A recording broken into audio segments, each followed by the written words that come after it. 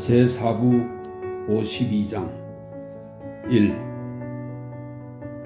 1917년에서 1918년 사이의 겨울은 암울하고 공포스러웠다. 독일군은 천하무적으로 군림했다.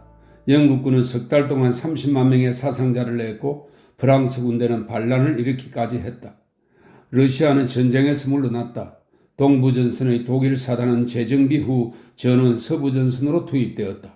이제 전쟁은 희망이 없어 보였다. 오후이 되자 우리는 무려 12개 사단의 병력을 전장에 투입했고 여름이 무르익을 무렵에는 부대들이 대거 바다를 건너기 시작했다. 연합군 장성들은 서로 다투기만 했고 바다를 건너는 군함들은 독일 잠수함에 의해 무참히 침몰되었다. 그제야 우리는 전쟁이란 결코 단번에 끝낼 수 있는 영웅적 돌격 작전이 아니라 지루하게 이어지는 복잡 미묘한 과정임을 깨달았다. 그 겨울 동안 우리들의 사기는 땅에 떨어졌다. 불꽃 같은 흥분은 사라진 지 오래였고 장기전에 대비한 끈질긴 정신 상태를 갖추지도 못했다. 독일 장군 루덴도르프는 패배를 모르는 명장이었다. 그를 저지할 수 있는 것은 아무것도 없었다. 그는 지리멸렬한 영국군과 프랑스군에 쉬지 않고 공격을 퍼부었다. 우리는 시기를 놓쳐버린 게 아닐까? 머지않아 우리만 무적 독일군에 대항하여 싸우게 되는 것이 아닐까? 하는 의심을 품기에 이르렀다. 그러는 가운데 전쟁을 외면하고 환상에 빠지거나 나쁜 짓을 일삼거나 미친 듯이 쾌락만 쫓는 사람들이 심심치 않게 생겨났다. 점쟁이들이 바빠졌고 술집들은 호황을 누렸다. 한편에서는 만연한 공포와 절망감을 잊기 위해 자기만의 은밀한 기쁨과 슬픔에 탐닉하기도 했다. 그러고 보면 오늘날 우리가 그 시절 기억을 까맣게 잊고 지내는 것이 이상하지 않은가? 우리는 1차 세계대전을 단기간 내에 승리를 이끌어냈던 전쟁으로 기억하고 있다. 1차 세계대전 하면 일단 깃발과 악대, 행진과 기마행렬, 귀한 장병들의 모습이 머릿속에 떠오르고 자기들 덕에 승리한 거라고 우겨대는 빌어먹을 영국 놈들과 술집에서 싸움판을 벌이던 일이 생각난다. 그해 겨울, 루덴도르프는 결코 패배를 모르는 명장이었으며 수많은 사람들이 마음속으로 패배를 인정했다. 하지만 그 겨울에 대한 기억이 우리의 머릿속에서 너무나 쉽게 잊혀진 것은 아닌지. 2. 애덤 트레스커는 슬프다기보다는 당혹감을 감추지 못했다. 징병사무소에는 사직서 대신 병가를 냈다. 그는 우두커니 앉아 몇 시간이고 왼쪽 손등을 문질렀다. 거친 솔로 빡빡 밀기도 하고 뜨거운 물에 담그기도 했다. 혈액순환이 문제야. 그가 말했다. 혈액순환만 제대로 되면 괜찮을 거야. 그런데 눈이 왜 이리 속을 썩이지? 지금껏 이런 적이 없었는데? 아무래도 검사를 받고 안경을 써야겠어. 내가 안경을 쓰다니. 익숙해지기가 힘들겠지? 오늘 당장 다녀오면 좋겠는데 좀 어지러워서 문제군. 그는 생각했던 것보다 현기증이 더 심했다. 벽을 짚지 않고는 집 안을 돌아다닐 수도 없었다. 의자에서 일어날 때나 아침에 침대에서 일어날 때도 종종 리의 도움을 받아야만 했다. 왼손이 마비되었기 때문에 구두끈도 혼자 맬 수 없었다. 그는 거의 매일같이 아론에 대해 말했다. 청년이 입대하고 싶어하는 이유를 나는 알아. 아론이 입대 전에 내게 이 얘기를 했더라도 말리려고 애는 썼겠지만 결국 막지는 못했을 거야. 리, 자네는 내 말이 무슨 뜻인지 알지? 네. 그런데 이해할 수 없는 건 왜 그 애가 몰래 입대를 했느냐는 거야? 왜 편지도 보내지 않는 거지? 아론에 대해 어느 정도는 안다고 생각했는데 에이브라에겐 편지를 보냈을까? 그 애한텐 편지를 쓰겠지? 제가 물어보죠. 그래, 그렇게 하게. 지금 당장. 훈련이 고될 거예요? 그렇다는 얘기를 어디서가 들었어요. 편지를 쓸 시간 여유도 주지 않는다고요? 엽서 한 장 쓰는데 그리 많은 시간이 걸리는 건 아니잖아. 당신은 군대 시절에 부친께 편지를 쓰셨나요? 옛날 생각을 하게 만드는군. 나야 안 썼지. 하지만 그럴 만한 이유가 있었어. 나는 입대하기를 원치 않았는데 아버지가 억지로 보낸 거였거든. 그래서 반발심에 그랬던 거야. 그만하면 충분한 이유가 되지 않나? 하지만 아론은 대학에 멀쩡하게 잘 다니던 아이야. 얼마 전 대학에서 그의 안부를 묻는 편지가 왔더군. 자네도 읽어봤지? 그 애는 옷 한 벌 챙겨가지 않고 금식에도 놓고 갔어.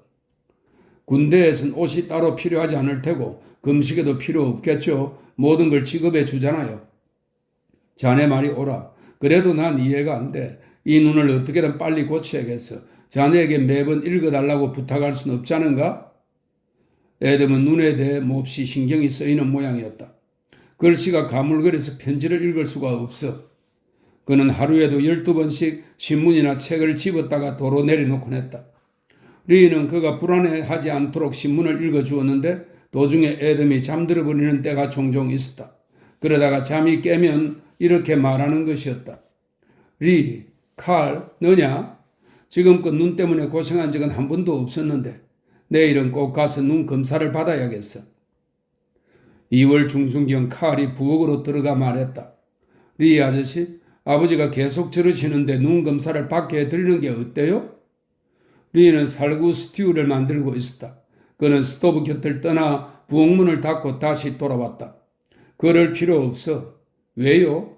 눈이 문제가 아닌 것 같아. 진짜 병이 뭔지 알게 되면 더 괴로워하실 거야. 그러니 당분간 그냥 지켜보자. 아버지는 심한 충격을 받으셨어. 회복할 때까지 그대로 두는 것이 좋아. 원하시는 건 내가 대신 읽어드릴 테니까. 아저씨 생각엔 무엇가 문제인 것 같은데요? 말하고 싶지 않아. 에드워드 선생님이 인사차 집에 들를지도 모르겠다. 그냥 안부만 살피러.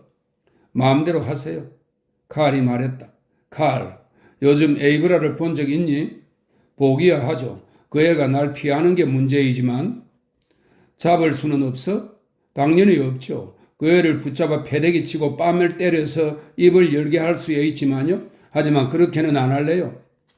너가 먼저 말을 걸면 되잖니. 장애물이란 것은 때로는 너무나 약해서 슬쩍 건드리기만 해도 무너진단다.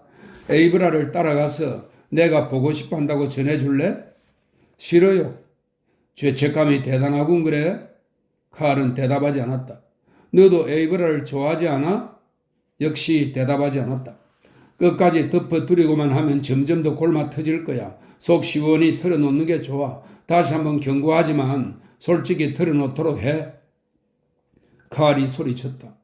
내가 한 짓을 아버지께 말씀드리라는 거예요? 좋아요. 그렇게 하라면 하죠. 아니다 칼. 지금은 하지 마. 아버지가 회복되면 말씀드려.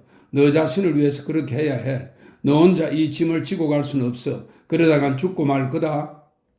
난 죽어야 마땅할지도 몰라요. 그따위 소린 집어치워. 네가 차갑게 소리쳤다. 그런 건 값싼 자기 도취일 뿐이야. 그런 소린 입에 담지도 마. 어떻게 그런 말을 하지 말라는 거죠? 칼이 물었다. 리는 화제를 바꾸었다. 에이브라가 왜 집에 놀러 오지 않는지 모르겠어. 단 한 번도 안 왔잖아. 지금은 올 이유가 없잖아요. 에이브라답지 않아. 무언가 문제가 있는 것 같아. 최근에 본 적이 있니? 칼이 얼굴을 찌푸렸다. 아까 봤다고 했잖아요. 아저씨도 정신이 좀 이상해진 거 아니에요? 3번이나 말을 붙이려고 했지만 피하더라고요. 뭔가 분명 잘못됐어. 좋은 여자인데 순수한 여자야. 그 애는 아직 소녀예요. 칼이 말했다. 여자라고 하니까 웃었군요. 아니야. 리가 부드럽게 말했다. 태어날 때부터 숙녀다운 아이가 몇몇 있지. 에이브라에겐 여성스러운 매력이 있고 용기와 힘과 지혜도 있어. 그 애는 사리를 알고 포용할 줄 알아. 에이브라는 편협하거나 비열하지도 않고 꼭 필요할 때가 아니고는 잘난 척을 하지도 않아. 그 애를 좋게만 생각하시는군요. 에이브라는 우리를 버릴 사람이 아니야. 보고 싶군. 내가 보고 싶어 한다고 전해줘. 나를 피한다니까요?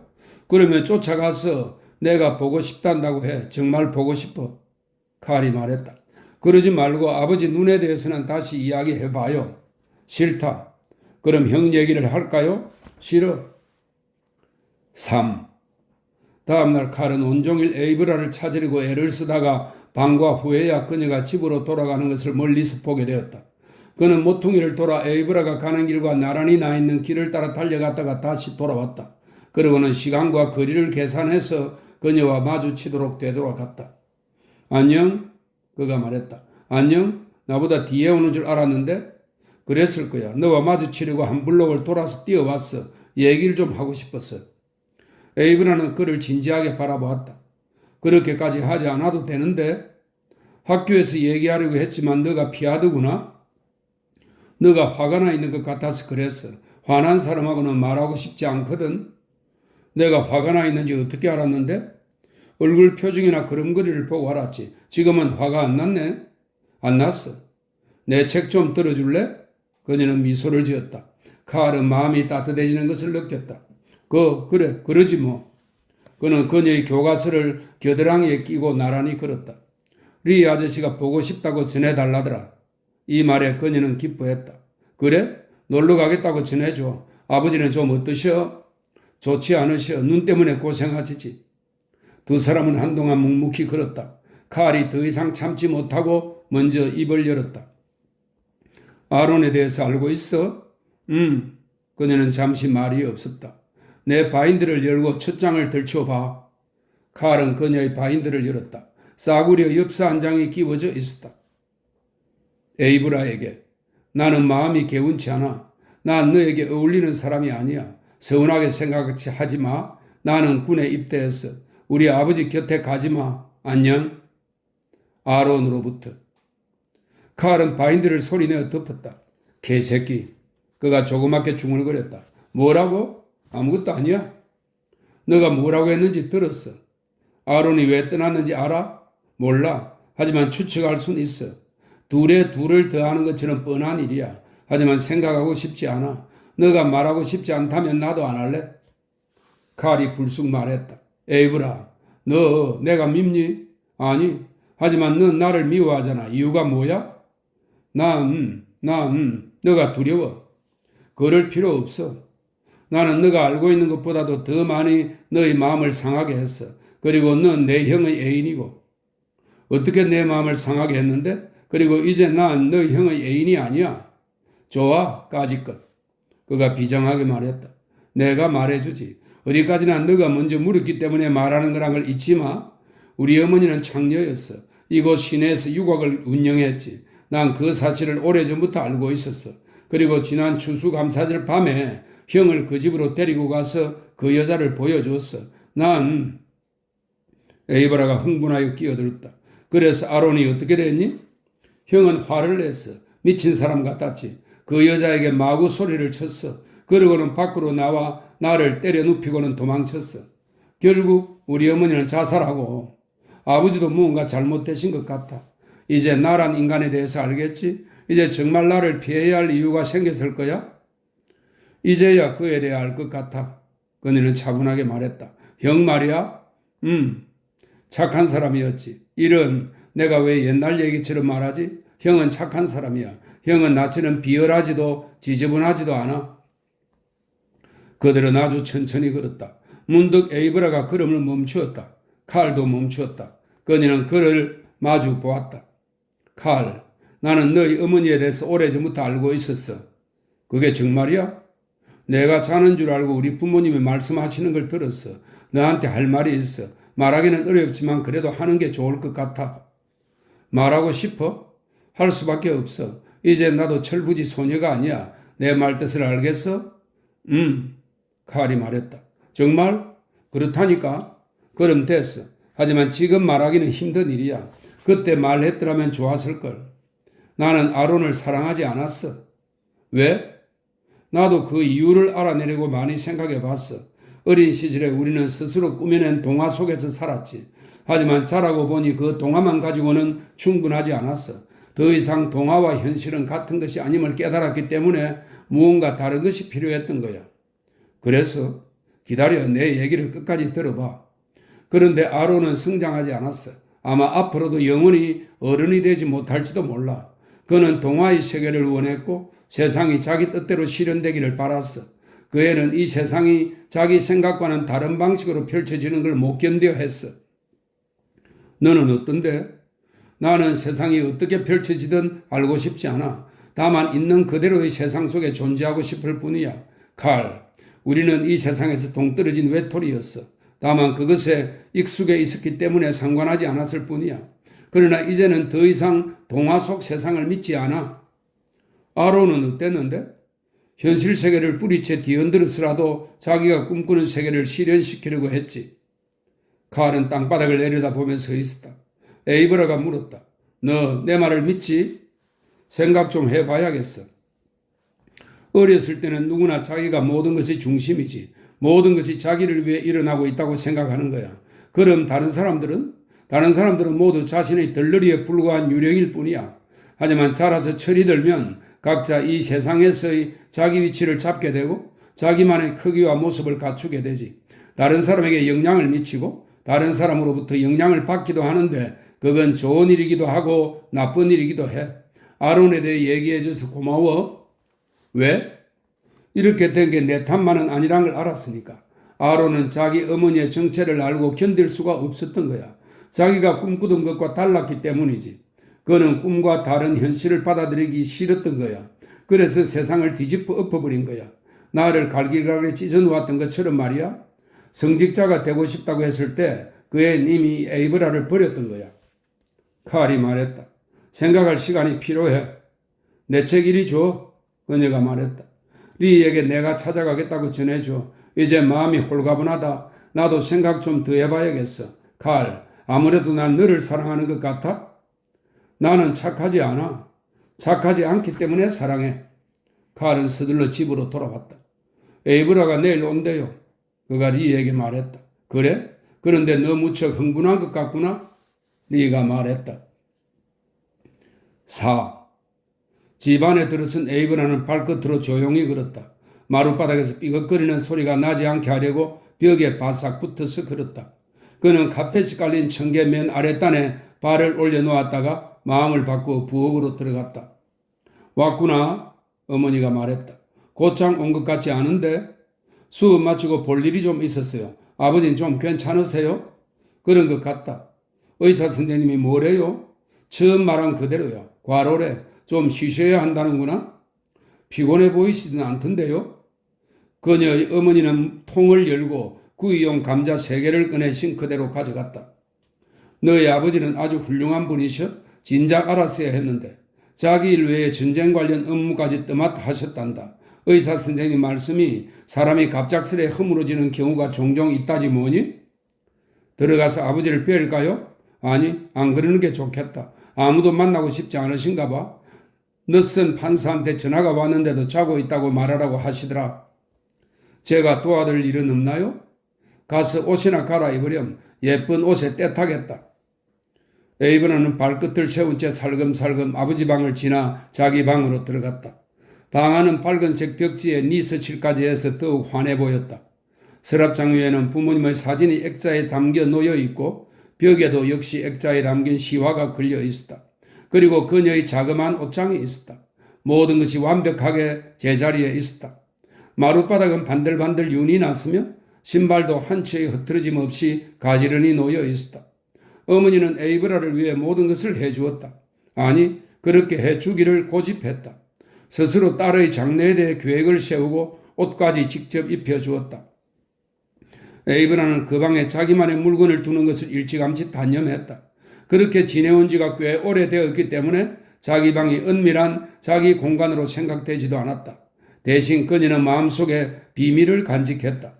몇 통의 편지는 거실에 있는 2권짜리 율리시스 크랜트 자서전 속에 끼워두었다. 그 책은 그녀가 알고 있는 한 출간된 일에 단 한 번도 자신 이외의 다른 사람이 펼쳐본 적이 없었다. 에이브라는 기분이 좋았다. 그러나 굳이 그 이유를 밝혀내고 싶지는 않았다. 묻지 않고도 알 수 있는 몇 가지 일에 대해서는 입 밖에 내지 않는 것을 원칙으로 삼았기 때문이다. 예를 들면 그녀는 자기 아버지가 아프지 않다는 것을 알고 있었다.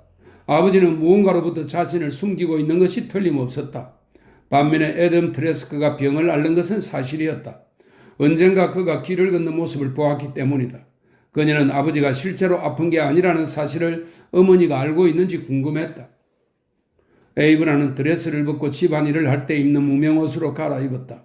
그리고 머리를 빗은 다음 아버지 방을 지나 조용히 아래층으로 내려갔다. 그녀는 청개 밑에서 바인드를 열고 아론의 엽서를 꺼냈다. 그리고는 거실로 들어가 율리시스 그랜트 자서전 2 속에서 아론의 편지들을 꺼내 꼭꼭 접어 팬티 고무줄 밑에 끼워 넣었다. 편지 때문에 배가 불룩해 보였다. 그런 모습을 감추려고 부엌으로 들어가 재빨리 넓은 앞치마를 둘렀다. 홍당무 껍질 좀 벗겨다오. 그녀의 어머니가 말했다. 물이 데워졌니? 아주 뜨거워요. 그 컵에 응고된 육수 덩어리 하나만 넣으렴. 의사 선생님 말씀이 고기 국물이 아버지 건강에 도움이 될 거래. 어머니가 김이 나는 컵을 들고 2층으로 올라가자 에이브라는 가스 스토브에 소각로를 열고 편지를 던져 넣은 뒤 불을 붙였다. 어머니가 들어오면서 말했다. 어디서 타는 냄새가 나는 것 같은데? 쓰레기를 태웠어요? 가득 차 있었어요? 그런 일을 할 때는 나한테 먼저 물어보렴. 아침에 부엌 난방용으로 쓰려고 쓰레기를 모아두거든. 죄송해요 어머니, 미처 생각을 못했어요. 정신 좀 차려. 요즘 들은 너가 부쩍 생각 없이 일을 하는 것 같구나. 죄송해요. 아껴야 잘 살지. 그때 식당에서 전화벨이 울렸다. 전화를 받은 어머니가 이런 말을 했다. 아니, 만나실 수 없어요. 의사 선생님의 지시예요. 아무도 만나서는 안 된답니다. 그러고는 부엌으로 돌아와서 말했다. 너슨 판사가 또 전화를 했구나.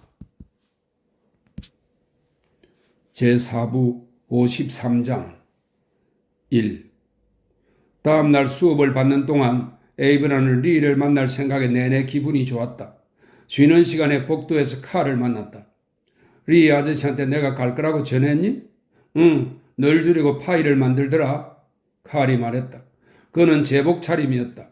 목을 꼭 쥐에는 칼라에 엉성한 군복 윗도리를 걸치고 종아리에는 각반을 차고 있었다. 교련 수업이 있나 보네? 에이브라가 말했다. 그럼 나 먼저 갈게. 그런데 무슨 파이라고? 나도 모르겠어. 어쨌든 내 몫으로 2개만 챙겨줘. 딸기 냄새가 나는 것도 같은데 잊지 말고 2개는 남겨야 돼. 알았지? 네 아저씨한테 줄 선물을 볼래? 이것 봐. 그녀는 자그마한 마분지 상자를 열었다. 감자 껍질 벗기는 기구야. 새로 나온 건데 껍질만 싹싹 벗겨져. 아주 쉬워. 아저씨에게 주려고 내가 샀어. 내 파이 남겨둬.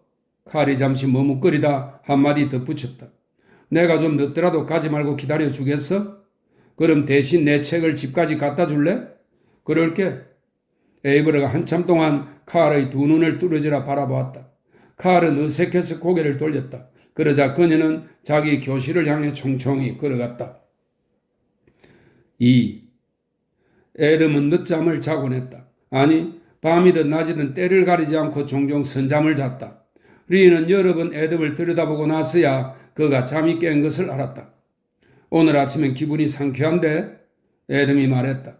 아침이라고 하시지만 11시가 다 됐습니다. 저런 일어나야겠군. 뭐 하시려고요?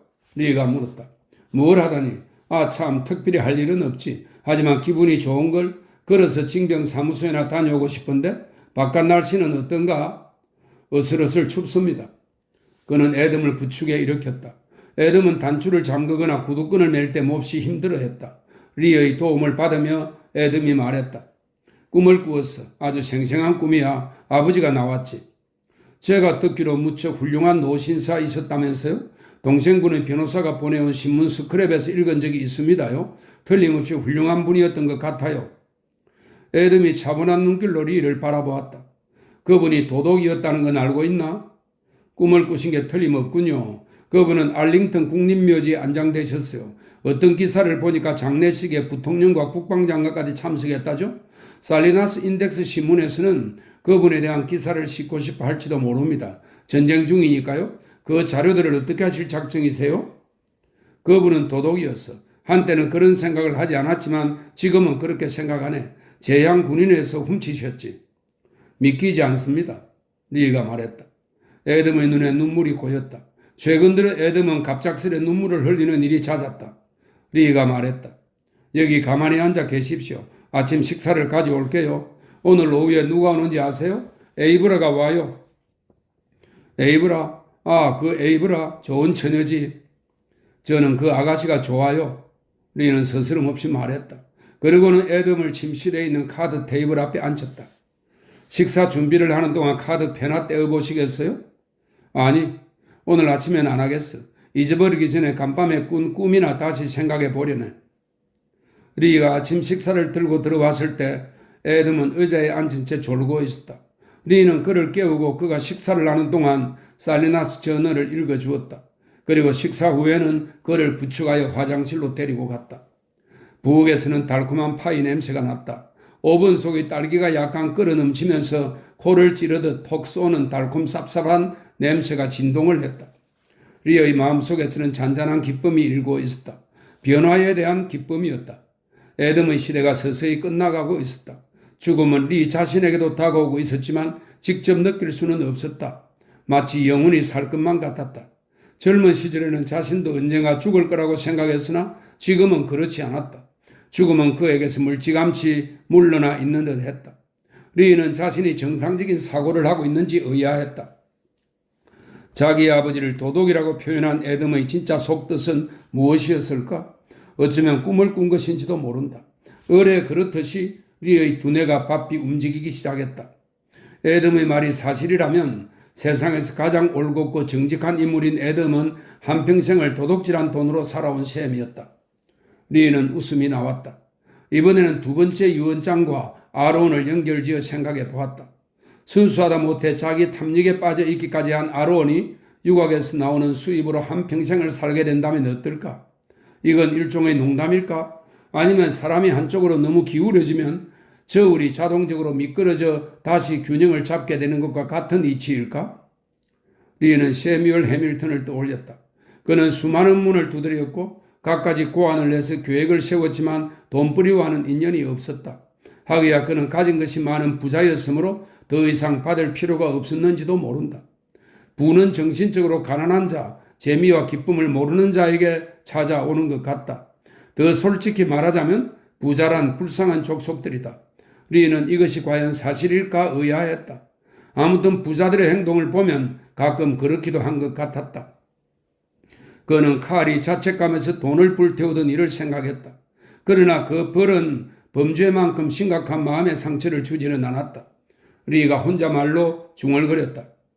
언젠가 세뮤얼 해밀턴을 다시 만나게 되면 할 얘기가 정말 많을 거야. 하긴 그분도 마찬가지일 텐데. 리는 에덤에게 갔다. 그는 아버지와 관련된 신문 스크랩이 담긴 상자를 열기 위해 애쓰고 있었다. 3. 그날 오후는 바람이 차가웠다. 그런데도 에덤은 징병사무소에 가겠다고 고집을 부렸다. 할 수 없이 리는 옷을 단단히 입혀 그를 나가게 했다. 현기증이 나면 아무 데서나 바로 주저앉으세요. 그렇지. 에덤이 말했다. 오늘은 한 번도 어지럽지 않았으니 걱정 말게. 오는 길에 안경점에 들러 빅토에게 눈 검사를 받아볼까 하는데 내일까지 기다리세요. 제가 모시고 갈게요. 알겠네. 그는 허세를 부리듯 씩씩하게 팔을 휘저으면서 집을 나섰다. 에이브라가 눈을 반짝이며 들어왔다. 찬바람에 코가 빨겠다. 그녀의 즐거운 표정을 보자 리는 저절로 키득키득 웃음이 나왔다. 파이는 어디 있어요? 칼이 못 찾게 숨겨둬요. 그녀는 부엌에 와서 앉았다. 오랜만에 다시 와보니 참 좋아요. 리는 무언가 말을 하려고 했지만 목이 메었다. 그렇지만 아무래도 하고 싶은 말을 하는 게 좋을 것 같았다. 다만 조심할 필요는 있을 듯했다. 그는 잠시 머뭇거린 끝에 입을 열었다. 너도 알다시피 나는 지금까지 사는 동안 그리 많은 걸 원하지는 않았단다. 아주 어릴 때부터 물욕을 갖지 말라고 배웠거든. 욕망은 실망만을 안겨줄 뿐이었어. 에이브라가 쾌활하게 말했다. 하지만 지금은 무언가 바라고 계시는 것 같은데요. 그게 뭐예요? 너가 내 딸이었으면 좋겠. 그는 응급결에 내뱉은 말에 스스로도 놀랐다. 그래서 스토브로 가서 차 주전자를 올려놓고 애꿎은 가스만 켰다 껐다 했다. 그녀가 부드럽게 말했다. 저도 아저씨가 우리 아버지였으면 좋겠어요. 리는 그녀를 힐끗 바라보고는 다시 눈길을 돌렸다. 그래? 그래요. 왜? 아저씨를 좋아하니까요. 리는 재빨리 부엌 밖으로 나갔다. 그리고 자기 방에 앉아 두 손을 마주 꼭 잡고 숨을 가다듬었다.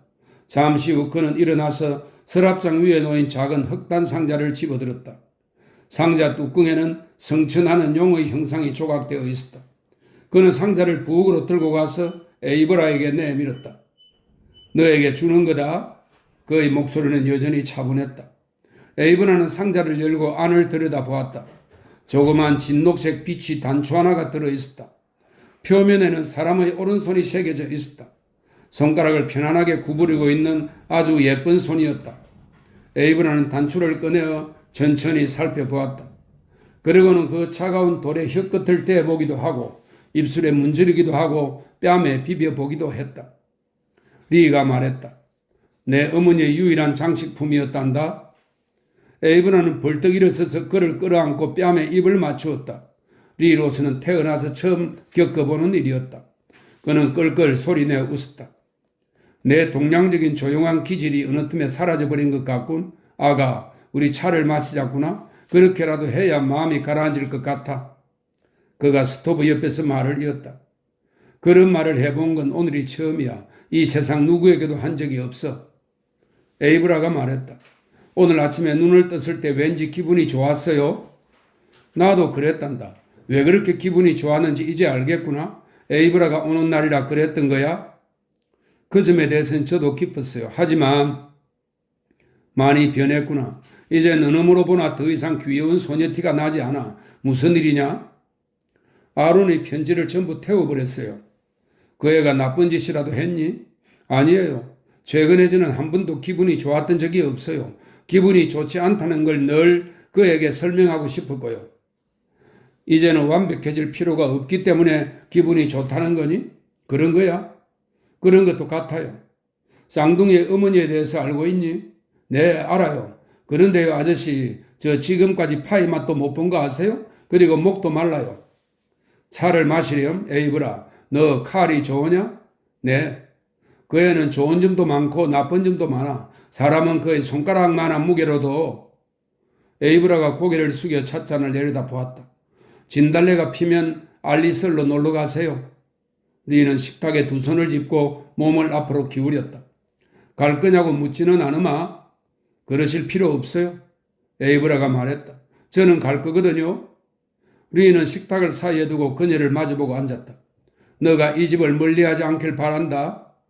부모님이 제가 여기 오는 걸 싫어하세요. 딱 한 번 그분들을 본 적이 있지. 리가 비꼬듯 말했다. 좋은 분들 같았어, 에이브라. 때로는 아주 이상한 약이 효과가 있을 때가 있단다. 만일 아론이 10만 달러가 넘는 유산을 물려받게 되었다는 걸 너희 부모님이 알게 되면 도움이 될지도 모르겠구나. 에이브라는 입을 삐죽거리지 않으려고 애쓰면서 진지하게 고개를 끄덕였다. 도움이 되겠죠. 하지만 그런 얘기를 어떻게 말씀드려야 할지 모르겠어요. 얘야, 내가 만일 그런 소식을 듣게 되면 우선 본능적으로 누구에겐가 전화를 걸고 싶을 거다. 주변에 나쁜 사람이 있을지도 모르니까. 에이브라가 고개를 끄덕였다. 아저씨라면 그 돈이 어디서 난 건지 어머니에게 말씀드릴 거예요? 아마 말하지 않을 거다. 리가 말했다. 그녀는 벽에 걸린 괴종시계를 쳐다보았다. 벌써 5시가 다 됐네요. 그녀가 말했다. 그만 가야겠어요. 아버지가 편찮으시거든요. 칼이 많이 늦네요. 만나보고 가려고 했는데. 금방 오겠지. 리가 말했다. 4. 에이브라가 막 나가려는 참에 칼이 현관으로 들어섰다. 잠깐만 기다려. 칼이 이렇게 말하고는 집 안으로 들어가서 책을 내려놓았다. 에이브라의 책을 잘 챙겨서 갖다 줘라. 리가 부엌에서 소리쳤다. 매서운 바람이 몰아치는 겨울 밤이었다. 가로등의 탄소 불빛이 불안하게 흔들리며 깜빡이었고 그 그림자가 유리 베이스를 훔치는 주자처럼 쉴 새 없이 왔다 갔다 했다. 퇴근길에 사람들은 외투깃에 턱을 파묻고 아늑한 집을 향해 발길을 재촉했다. 저 멀리 어느 스케이트장에서 들려오는 단조로운 음악 소리가 밤의 정막을 깨뜨렸다. 칼이 말했다. 에이브라, 잠깐 이 책 좀 들고 있을래? 칼라의 호크를 풀어야겠어. 목이 쥐어서 떨어져 나갈 것 같아. 그는 가까스로 호크를 풀고는 안도의 숨을 내쉬었다. 살갗이 쓸려서 다 벗겨졌어. 그는 책을 도로 건네받았다. 버지슨의 앞마당에 있는 커다란 종려나무 가지들이 바람에 바스락거리고 집에서 쫓겨난 고양이가 닫힌 부엌문 앞에서 계속 울어댔다. 에이브라가 말했다. 너는 군인감은 아닌 것 같아. 자립심이 너무 강해서 말이야? 그럴 거야. 칼이 말했다. 늙은 크락 요르젠센 선생에게 교련 수업을 받는다는 게 얼마나 우스꽝스러운 일인지 몰라? 하지만 때가 되어 나도 흥미를 갖게 되면 훌륭한 군인이 될지도 모르지. 파이는 맛있었어. 에이브라가 말했다. 한 개 남겨놨어. 고마워. 형은 틀림없이 훌륭한 군인이 될 거야. 나도 그렇게 생각해. 아마 부대 내에서 제일 잘생긴 군인이겠지? 그런데 우리 진달래 꽃 구경은 언제 가는 거야? 봄이 돼야 가지. 일찌감치 출발해서 점심 도시락을 먹자. 비가 올지도 모르는데 비가 오든 안 오든 꼭 가자. 알았지? 그녀가 자기 책을 받아들고 집으로 들어가며 인사했다. 안녕, 내일 만나.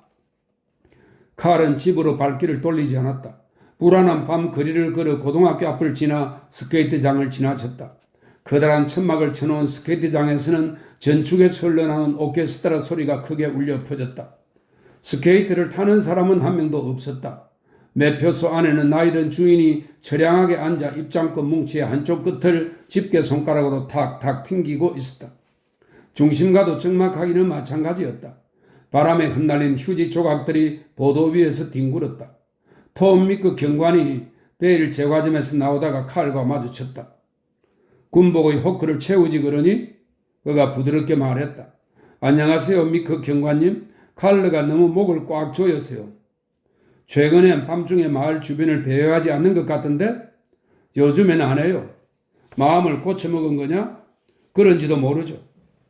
톰은 사람을 티나지 않게 은근히 놀리는 재주를 자랑으로 여기고 있었다. 애인이라도 생긴 모양이군? 칼은 대답하지 않았다. 자네 형은 나이를 속이고 입대했다지? 형의 애인을 가로챘나? 아, 맞아요. 그랬어요. 칼이 대답했다. 톰은 점점 흥미를 느끼는 모양이었다. 잊어버릴 뻔했네. 자네가 콩을 팔아서 15,000달러를 벌었다며? 윌 해밀턴이 그러더군. 그게 사실인가? 사실입니다. 자네는 아직 나이가 어리잖아. 그래, 그 돈을 가지고 뭘 할 작정이지? 칼은 그를 보고 희죽 웃었다. 불태워버렸어요. 뭐라고? 성냥을 태워버렸답니까요? 톰은 그 얼굴을 가만히 들여다보았다. 오, 그래. 그 참 잘했군. 난 여기 좀 들러야겠어. 잘 가려무나?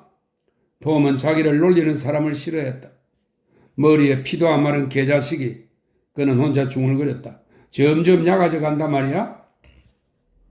칼은 가게의 진열장을 들여다보면서 중심가를 따라 천천히 걸어갔다. 케이트가 어디에 묻혀 있는지 궁금했다. 알 수만 있다면 꽃다발이라도 들고 찾아가고 싶은데 그런 충동을 느끼는 자신을 발견하고는 피식 웃음이 나왔다. 그건 착한 생각이었을까? 아니면 단지 자신을 우롱하는 것이었을까? 살리나스의 겨울바람은 카네이션 꽃다발은 고사하고 묘수까지 날려버릴 만큼 매몰찼다. 어떤 이유에서인지 그는 문득 카네이션을 뜻하는 멕시코어가 생각났다. 어렸을 때 누군가가 가르쳐 주었다. 카네이션은 멕시코어로 사랑의 손톱이었다. 그리고 금전화는 죽음의 손톱이라고 했다. 어쩌면 어머니 무덤 위에는 금전화를 갖다 놓는 것이 더 어울리는지도 몰랐다. 나도 형과 같은 생각을 하기 시작하는군. 그는 혼자 중얼거렸다.